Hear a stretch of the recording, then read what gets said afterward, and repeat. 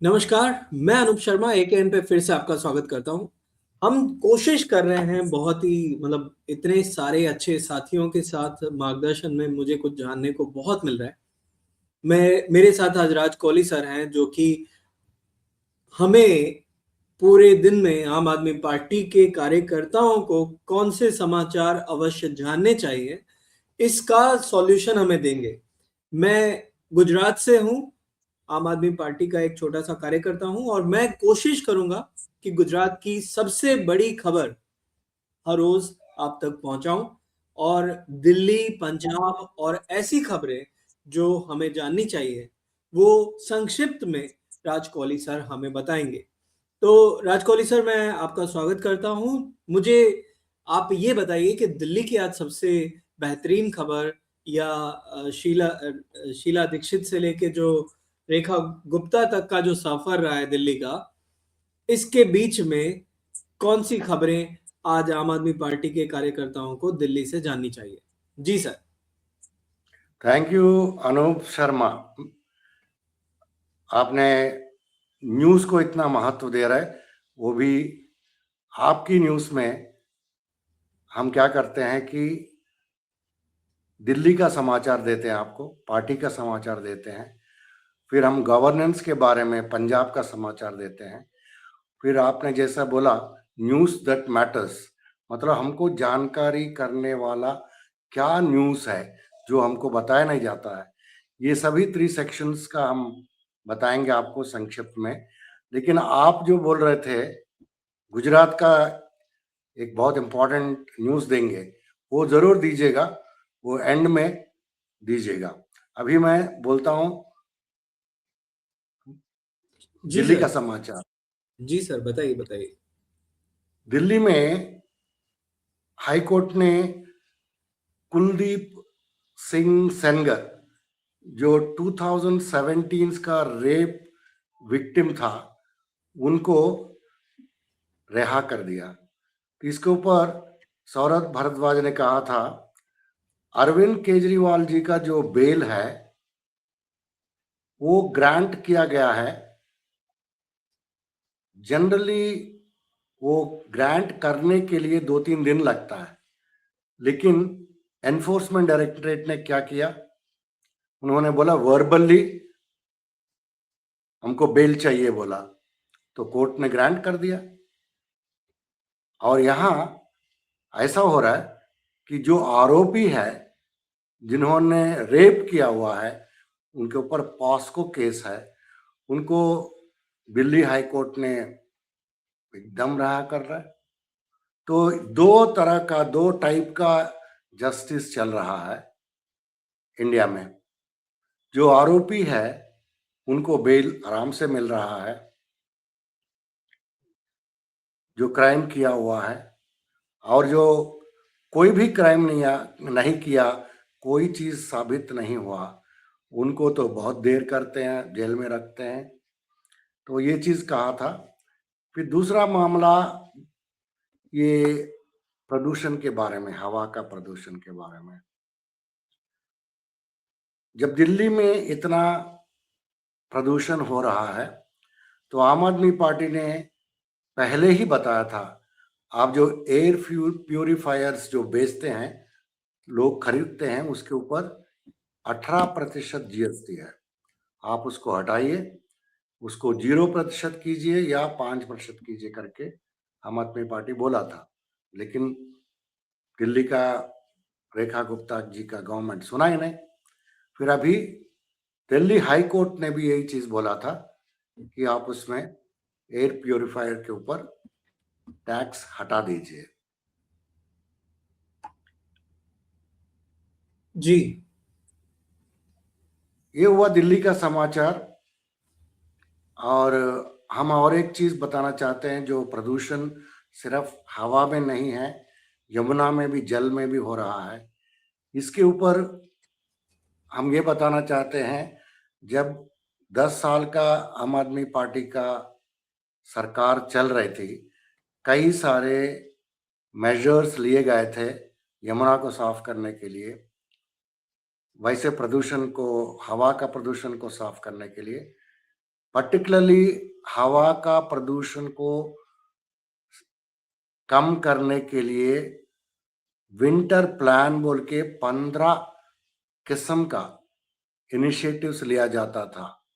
जैसे कि ये जो ईंट वाला भट्टी है उसको बंद कर दिया जाता था, कंस्ट्रक्शन को बंद किया जाता था। वैसे कई सारे आपको ऑड इवन याद होगा। लेकिन ये गवर्नमेंट जो है कुछ भी नहीं कर रहा है। ऊपर से यमुना में इतने सारे केमिकल्स डाले जा रहे हैं सफाई करने के लिए, तो उससे और ज्यादा पोल्यूशन यमुना में हो रहा है। तो ये है संक्षिप्त में आपको समाचार। और एक है अनु, जी, एक एफआईआर किया गया है सौरभ भारद्वाज जो पूर्व मंत्री हैं दिल्ली के, उनके ऊपर। किस लिए?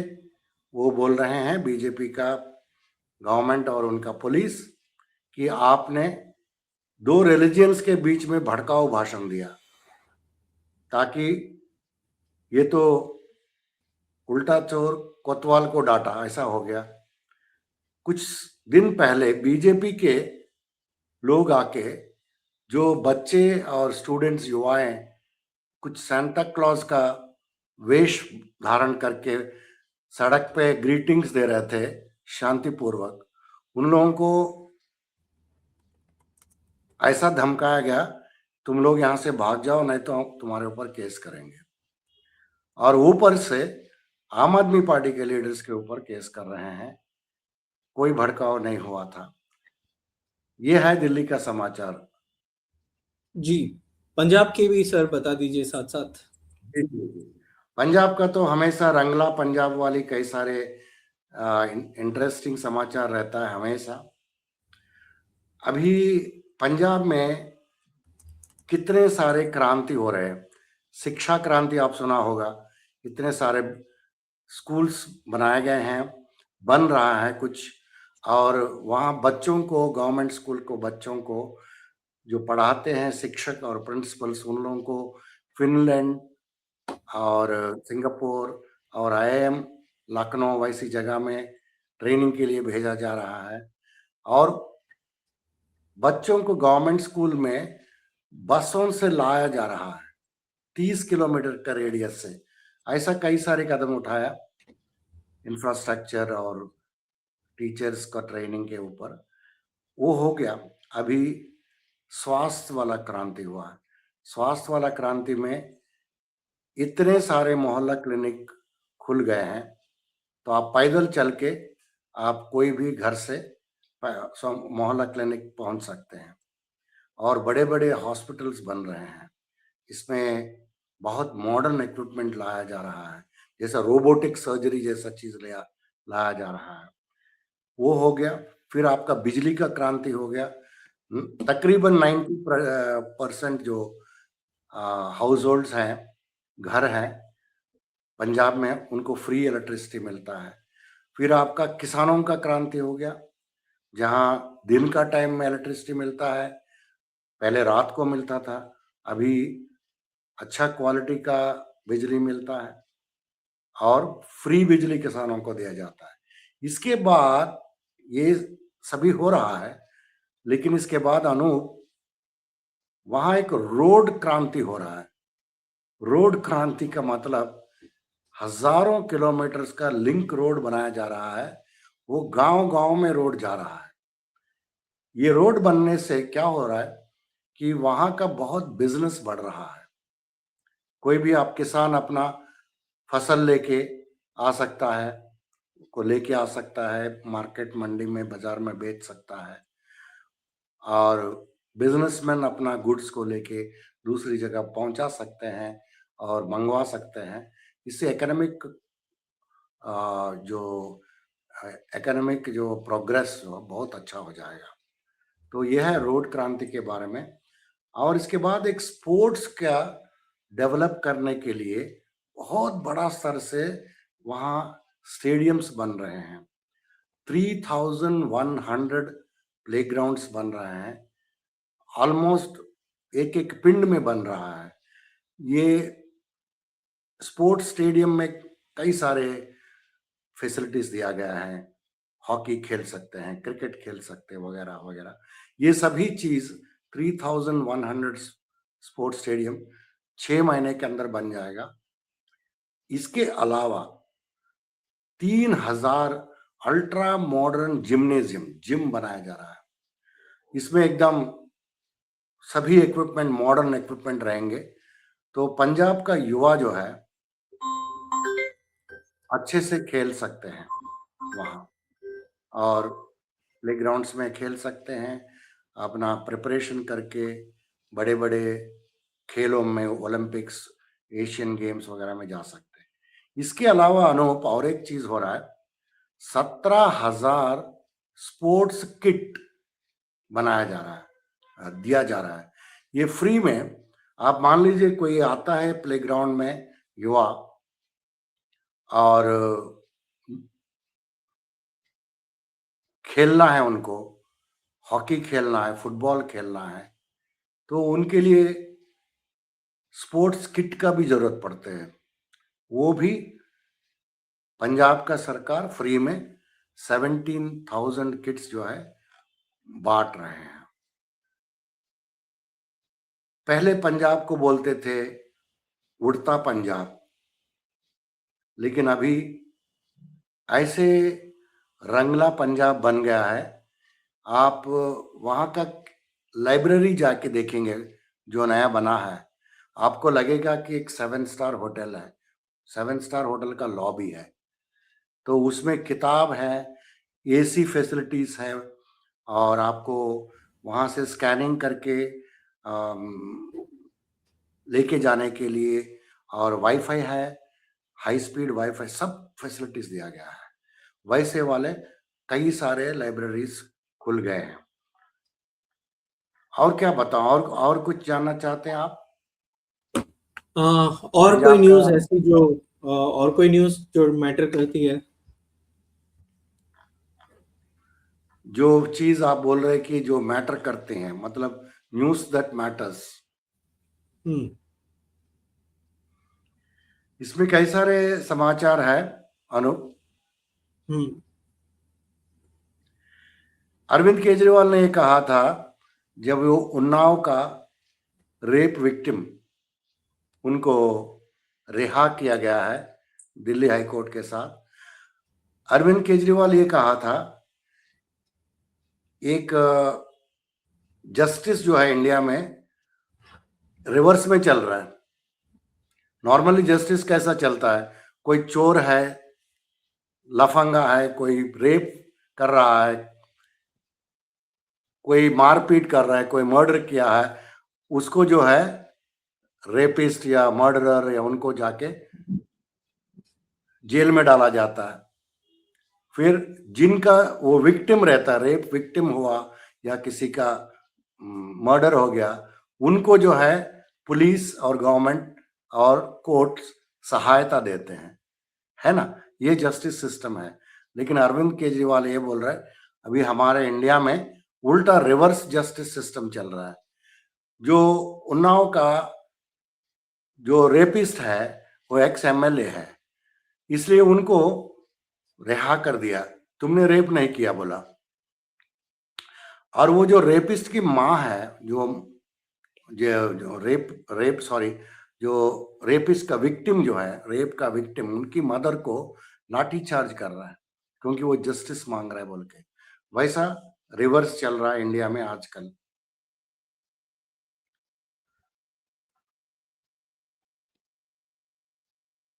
और एक बहुत बड़ा रैकेट हुआ था।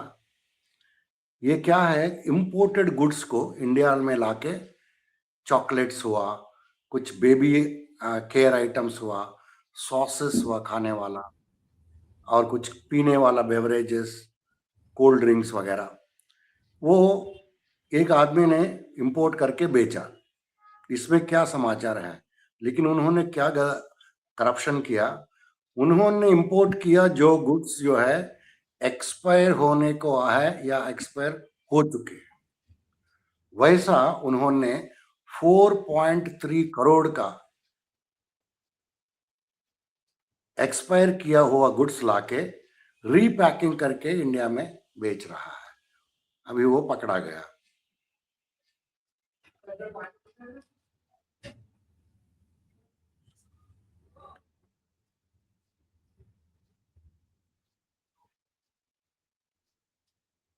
राजस्थान में ये जो लॉ बनते हैं गवर्नमेंट से, स्टेट गवर्नमेंट का, सेंट्रल गवर्नमेंट का, ऐसा कंफ्यूजिंग तरफ से बनता है। ये देखिएगा, राजस्थान में कुछ बेवरेज कंपनी है। बेवरेज कंपनी का मतलब कूल ड्रिंक बनाने वाला कंपनी। वो कंपनी को पानी नहीं मिल रहा क्योंकि वहां पानी है ही नहीं। लेकिन वैसा कूल ड्रिंक बनाने वाले कंपनी को पानी का सप्लाई बराबर होना चाहिए बोल के हुक्म है। लेकिन वहां कुछ कुछ गांव में ऐसा परिस्थिति है, आप सिर्फ हफ्ते में एक दफे पानी पीने का और नहाने का मिलता है। वैसी जगह में ये फैक्ट्रियां डाल के ये लोग इतना पानी पानी लेके कूल ड्रिंक्स बना रहे हैं। तो ये एक दोगलापन वहां चल रहा है। बस इतना ही है आज के लिए। अनूप, आपने जो गुजरात का समाचार बोलना चाहते हैं वो जरा बोल दीजिए प्लीज।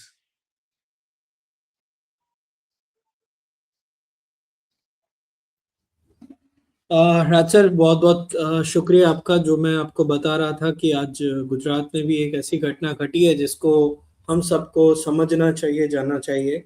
पूरे देश के अंदर आदिवासियों पे जो हमला हो रहा है भाजपा के द्वारा, उसके अंदर जो सबसे बड़ा चेहरा उभर के आ रहे हैं वो आम आदमी पार्टी के विधायक, गुजरात से विधायक। इस बात पे मुझे बहुत प्राउड फील है कि आम आदमी पार्टी के विधायक चेतर वसावा हैं। 2024 में इन्होंने एक सांसदी का चुनाव लड़ा था जो कि था मनसुख वसावा के सामने, जो अब एक आरोप लगा रहे हैं।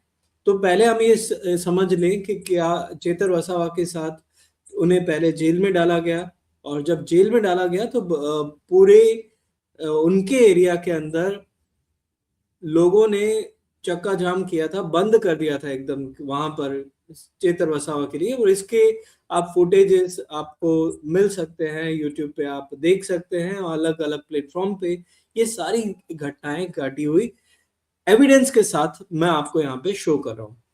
हमने भी, अब होता कहाँ है, शुरुआत होती है 4-5 दिन पहले एक न्यूज, एक समाचार जो राष्ट्रीय स्तर पर चलते हैं, जिसको अनुराग ढांडा और सौरभ भारद्वाज जी दिल्ली से प्रेस कॉन्फ्रेंस भी करते हैं। और उसके अंदर मुद्दा ये था कि चेतर वसावा जी ने एक बहुत बड़ा प्रश्न उठाया था कि किस तरह से 50 करोड़ रुपए का खर्चा नरेंद्र मोदी जी के एक इवेंट के लिए किया जाता है। अब जब ये खर्चा किया बताया गया, ये आदिवासी फंड को जिस तरह ने भाजपा ने अपने इवेंट के लिए खर्च किया, इस चीज को जब एक्सपोज किया और ये राष्ट्रीय स्तर से एक्सपोज हुआ, तब बीजेपी की एक चालाकी सामने आ जाती है। और वो चालाकी होती है कि बीजेपी के जो एमपी हैं वो आम आदमी पार्टी के विधायक पर 75 लाख रुपए की डिमांड का एलिगेशन लगाते हैं। और ये डिमांड किसको की जाती है? बीजेपी के एमपी के हिसाब से, जिसमें उनका कोई लेना देना नहीं है। बट उनका कहना यह है कि कलेक्टर ने उन्हें बताया है कि 75 लाख रुपए मुझसे विधायक ने मांग की है। पहला, इसका कोई भी सबूत अभी तक उस एमपी ने नहीं दिया कि किस तरह से, कब, कहां, कब और किस तरह से चेतर वसावा जी ने उनसे पैसे मांगे थे, ये नहीं बता पाए। लेकिन छवि खराब करने के लिए एक बहुत बड़ा प्रोपेगेंडा चलाया गया। इस समाचार को जब तूल नहीं मिला कि यार मनसुख वसावा ऐसे ही बोल रहे हैं, तो मनसुख वसावा ने बीजेपी पे और सांसदी पे छोड़ने तक की बात कर दी कि अगर पार्टी ने डिसीजन मेरे लिए स्टैंड नहीं लिया तो मैं इस्तीफा दे दूंगा। और यहां पर हमें ये बात नहीं भूलना चाहिए कि भारतीय जनता पार्टी के पास राष्ट्रीय स्तर पर बहुमत नहीं है, अलायंस की सरकार चला रहे हैं, और ऐसे में एक एमपी कम होना ये भारतीय जनता पार्टी के लिए बहुत नुकसानकारक चीज है। तो होता क्या है, बीजेपी के वो डिस्ट्रिक्ट प्रेसिडेंट जो एमपी से नहीं बनती है, वो भी सुर में सुर मिलाना शुरू करते हैं, और भारतीय जनता पार्टी का एक प्रोपोगंडा चालू होता है कि चेतर वसावा ने पैसे मांगे। अब चेतर वसावा जी को पता था कि उन्होंने कुछ भी गलत नहीं किया, तो वो एक कैमरा ऑन करके उसी कलेक्टर को मिलने जाते हैं और उनसे पूछ लेते हैं कि क्या मैंने आपसे कभी कोई पैसे की डिमांड की है, और बदले में कलेक्टर बोल देते हैं कि नहीं, ऐसा कभी कुछ नहीं हुआ है। ये ऑन रिकॉर्ड है, इसकी फुटेज आपको अन्य चैनलों पर मिल सकती है। अब होता क्या है, इस बात से बीजेपी का आलाकमान और उनकी पूरी रणनीति फ्लॉप हो गई, क्योंकि कलेक्टर ने खुद ने बोल दिया, वीडियो बन गया। तो होता यह है कि मनसुख वसावा और प्रेशर करते हैं, क्योंकि बड़ी मुश्किल से सांसदी का चुनाव इस बार निकाल ले गए थे, थोड़ी सी चीज के कारण, थोड़ी सी मेहनत की कमी रह गई, वरना चेतर वसावा ही गेम खत्म कर देते। ये समझते हैं एमपी मनसुख वसावा। तो उन्होंने एक और चाल चली, और ये चाल कल चली। क्या किया उन्होंने किया कि कलेक्टर को मिले, और कलेक्टर को मिलने के बाद कहा कि आप बोलिए। कलेक्टर ने बोल दिया कि मीडिया के सामने मैं नहीं बोलूंगा, लेकिन आप जो बोलेंगे उसका खंडन नहीं करूंगा। ये मेरा अजम्पशन है, क्योंकि कलेक्टर ने किसी भी प्रतिक्रिया को देने से मना किया। मनसुख वसावा बाहर आते हैं और बोल देते हैं कि मैं आज की तारीख के अंदर कलेक्टर ने मुझे अंदर बोला है कि चेतर वसावा ने 75 लाख मांगे थे, ये मैंने बोला है।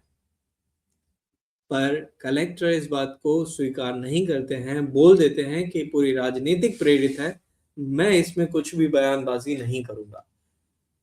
आम आदमी पार्टी के प्रदेश अध्यक्ष यशोदान गढ़वी जी ने भी इस बात को पूरा क्लियर कट समझाया है, आप उनके चैनल पे जाके देख सकते हैं।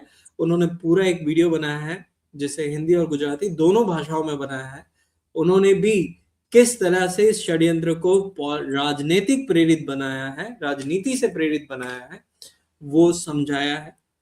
तो ये बहुत बड़ी खबर अभी के लिए गुजरात से है आज की। मुझे लगता है कि सबसे बड़ी खबर यही है।